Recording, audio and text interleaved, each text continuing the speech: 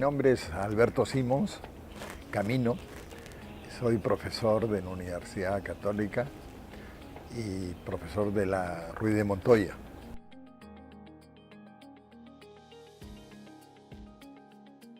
Y generalmente cuando uno dice esto es un misterio, es algo que uno no puede explicar, entonces es una salida para lo que no sabemos, entonces decir es que es un misterio.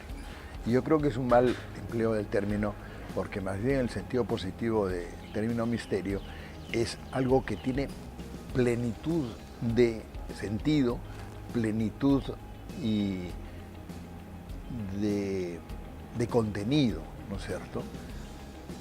De tal contenido que nos desborda, o sea, que desborda las explicaciones que solemos ver nosotros de las cosas. Y por eso es que desde la ciencia, la filosofía, la teología, van avanzando, porque van descubriendo más ese misterio que encontramos en la realidad, que finalmente es encontrarse con el misterio de Dios.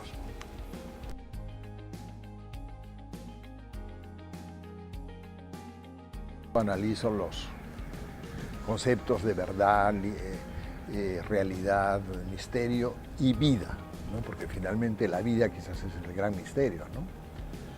Después entro al tema de las culturas y la diferencia que hay de cultura a cultura en la concepción de la realidad, etc. Eso da una gran riqueza.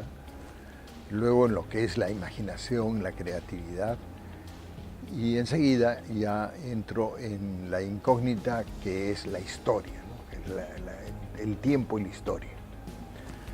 Y eso me da pie para entrar al enigma del ser humano, que es quizás lo central, ¿no? La parte antropológica, el enigma del ser humano, que hasta ahora no descubrimos realmente el fondo de lo que es un ser humano, o el hombre.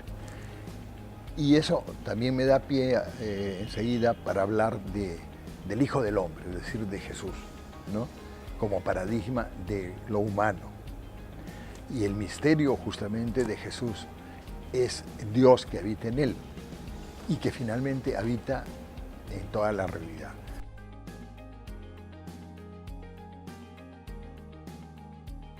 Justamente el misterio primordial es el misterio de Dios, ¿no? Y a mí me gusta llamarlo así, misterio primordial o el misterio por excelencia, en vez de hablar de Dios, porque de Dios es una palabra que vale para muchas cosas y se ha maltratado el concepto de Dios.